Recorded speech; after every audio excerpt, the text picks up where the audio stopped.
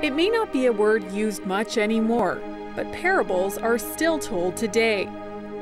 Jesus used parables to perfection, and that's why they continue to captivate over 2,000 years later. In all, there are 40 recorded in the New Testament, but one in particular jumps off the page. It's a story that has been told and retold in a variety of ways, from medieval masterpieces to kung fu kitsch. Parables also happen to be a great way to get a message across, and there's no doubt movies are the parables of our time. That's why Hildebrand chose to fuse the ancient and the modern together in his telling of the story of the Prodigal Son.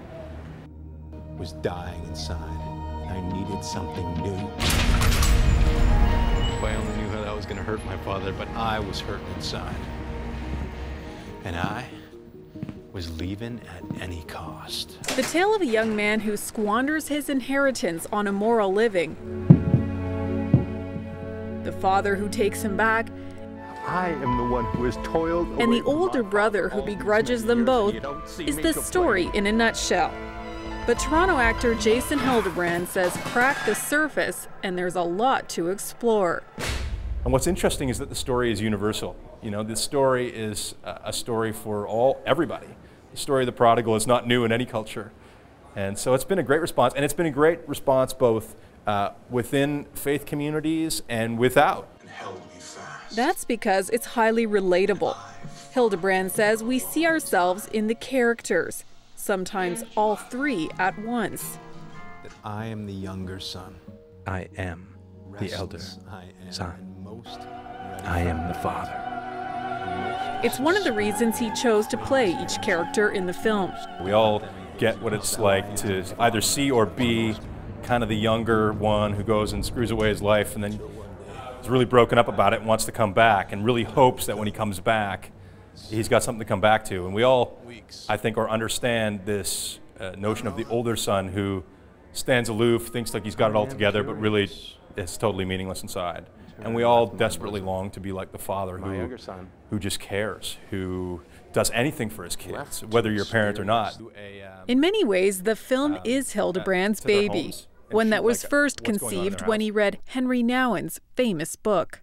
Spending some time with that, I thought, man, it would be great to kind of explore and allow people to kind of walk into those shoes. And so hopefully in the film, I provide a way for people to enter into that story through their own story, you know, and to walk that journey with me for a time.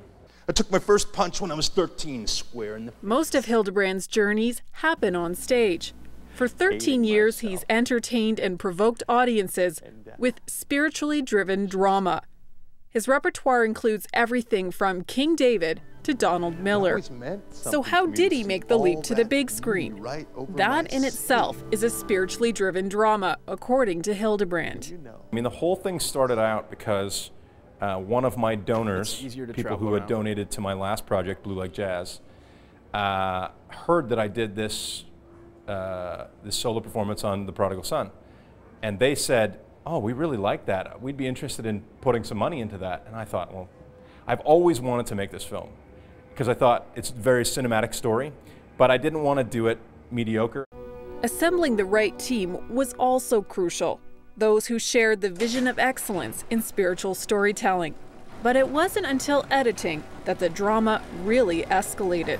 We were in editing, and so I'm literally in the editing studio, and I start to get sick. And now we're not talking like a little bit of sick, we're talking like all of a sudden I got deathly ill. And within the next 24 hours, I got rushed to the hospital and started to go into septic shock and almost died. And it turns out I had flesh-eating disease. Lying on the stretcher, he had a critical conversation with God. Where I'm like, okay, God, I guess I'm going to die, right? And so I'm like, where's my touched by an angel moment? Like, this is what I'm having a dialogue with God. Where's my? And then I'm, wait a minute, I hate that show. Well, I shouldn't be so selfish. I should be thinking about my wife and my kids. And then clear as day, I felt, I don't know if it was audible or if it was in my head, because at that point I was pretty whacked out, but I felt like God said, I know what I'm doing. And I don't remember anything after that for a week. After nearly a year of recovery, Hildebrand has lived to tell the tale and has dedicated himself to telling more. He's taken the Prodigal Trilogy to film festivals around the country and continent. Most recently, the Mississauga Independent Film Festival. Michael Mercy is the submissions coordinator. When we watched it together, we were just in awe as we were watching it, because we knew we were watching something that was really special, something that was above and beyond a lot of the other stuff we had seen, something that just had such soul in it. And we left. And so the Prodigal made its way to this theater, part of the festival's short film program, even though some in the audience have no idea where the story comes from.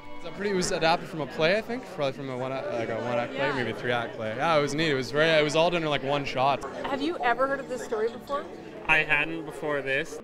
Others were very familiar with the story. What about people who maybe never ever heard of this story at all? What do you think they would get it? I hope so. I mean, the story of forgiveness and I mean that comes through loud and clear, you know. I just liked it because it was so philosophical, and it really makes you think about life and relationships and struggles that people have within their family. And if you didn't know the story, I think we've all gone through heartaches of one child or the other, so you kind of have that thing of two children, very, very opposite. Hildebrand says he's been overwhelmed by the response. And though like any actor, he likes applause, he doesn't live for it. I want to tell stories that transcend. I want to tell stories that you leave with hope at the end of it. Great story transcends religion. Great story transcends social borders, political borders. So if you've got a great story, I mean, the great thing is I get to rip off the story. I mean, Jesus told the story 2,000 years ago, and I just get to retell it. And the Bible has a few more stories that Hildebrand would like to set to stage. And he's not alone. He says there's a movement of Christians taking the film and theater world by storm. The only admission fee is excellence.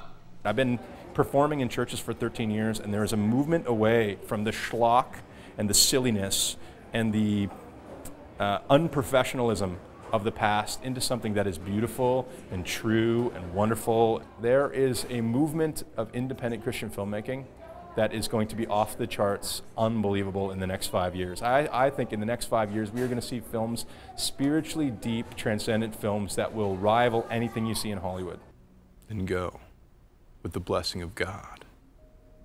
And I was gone. All you need is a really good story.